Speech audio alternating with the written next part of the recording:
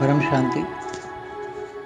मेरे सामने क्वेश्चन आया है कि अगर सभी लोग मोक्ष ले लेके चले जाएंगे तो धरती पर विश्व कल्याण कौन करेगा। सबसे बड़ा क्वेश्चन है कि विश्व कल्याण कौन करेगा। तो देखो, शास्त्रों में मोक्ष का अर्थ ये भी बताया कि जो ऊपर के लोकों में चले जाते हैं, धरती पर जन्म मरण के चक्र से छूट जाते हैं मगर ऊपर के लोकों में चले जाते हैं। जैसे महर्षि लोक में बड़े बड़े महर्षि बैठे हैं महालोक में, जिसको लोक कहते हैं। स्वर्गलोक से ऊपर महालोक, इसके ऊपर महालोक से ऊपर जनलोक, फिर तपलोक, फिर सत्यलोक, फिर ब्रह्मापुरी, फिर विष्णुपुरी, फिर शिवपुरी, फिर परमधाम। तो ये सभी आत्माएं जैसे शिव को याद करती शिवपुरी में जाती हैं, विष्णु को याद करते विष्णुपुरी जाती है, ब्रह्मा को याद करते ब्रह्मापुरी जाती है, कई बड़े बड़े महर्षियों को याद करती हैं तो उनके पास जाती हैं। तो वो जन्म मरण के चक्कर में तो निकल गई तो उसका मोक्ष तो हो गया, मगर वो महालोक से या जनलोक से तपलोक से बड़ी बड़ी महान आत्माएं जो महर्षि हैं, बड़े बड़े महर्षि हैं, वो धरती पर आते हैं और धरती पर आकर वो विश्व कल्याण के लोगों को ज्ञान देते हैं। मगर वो अपना ज्ञान देते हैं कि गुरु पूजा भी कराते हैं, कई बार मंत्र भी देते हैं, गुरु मंत्र भी देते हैं। कई बार देवी देवताओं की भी मंत्र होता है कि देवी देवताओं के मंत्र करने से तुम्हें सिद्धि होंगी, रिद्धि सिद्धि होगी। तो ये अलग अलग अलग भक्ति मार्ग में अलग अलग अलग बहुत ही डिफरेंस प्रकार के अनेक प्रकार के भक्ति मार्ग में प्राप्ति के लिए रास्ता है। मंत्र की विधि, मंत्र तंत्र की विधि, ये सब तो ये एक भक्ति है। तो आत्माएं धरती पर ऊपर से महालोक, जनलोक, तपलोक से बैठी हुई आत्माएं धरती पर विश्व कल्याण के लिए आती हैं, लोगों को ज्ञान देती है। बड़े बड़े महर्षि आते हैं, आश्रम खोलते हैं धरती पर और लोगों को ज्ञान देते हैं।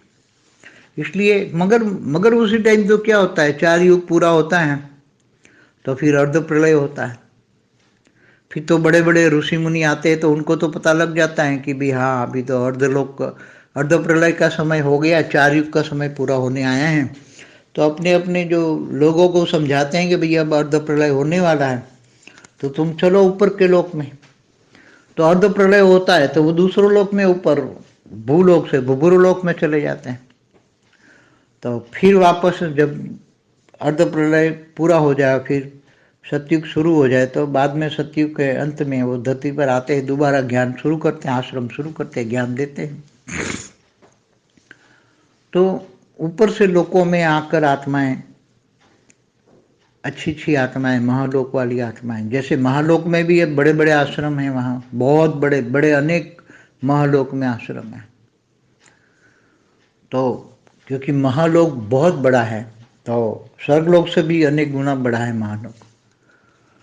तो वहाँ आश्रम हैं, इसलिए जन कल्याण के लिए, ज्ञान देने के लिए कोई कमी नहीं होती, धरती पर आ जाते हैं। अर्ध प्रलय काल में चले जाते हैं स्वर्गलोक में। तो जब स्वर्गलोक भी खत्म होता है ब्रह्मा के एक दिन में, तब तो वो लोग फिर वापस महालोक में चले जाते हैं। तो ये सभी निरंतर प्रक्रिया चलती जाती है। अर्ध प्रलय में सब चले जाते हैं, कल्प प्रलय में चले जाते हैं। तो यहाँ धरती पर तो विश्व कल्याण के लिए आत्माएं आती जाती रहती हैं। मगर अभी जो हम ज्ञान दे रहे हैं, नई दुनिया के लिए नया ज्ञान चाहिए। अभी जो ज्ञान, पहले जो गीता ज्ञान था, गीता में आत्मस्वरूप बनकर तुम मेरे दिव्य स्वरूप को याद कर, ये गीता में बोला है। कहा, मेरे दिव्य स्वरूप को याद कर तो तुझे मैं, तो आत्मस्वरूप बन, मेरे दिव्य स्वरूप को याद कर तो दिव्य स्वरूप से उसको पावर आएगा, और दिव्य स्वरूप याद करने से उसकी आत्मा में पावर आएगी। गीता में कहा है, तो अंत में तेरे विकर्म विनाश करूंगा और तुम्हें उन परमधाम ले जाऊंगा, ये कहा हुआ है गीता में। मगर अभी तो शायद ये होगा या नहीं होगा, क्योंकि गीता में एडिशन ऑल्ट्रेशन 5000 साल में बहुत हुआ है। जिन्होंने मन गढ़ंत कहानियां लिख दी हैं सब। रही बात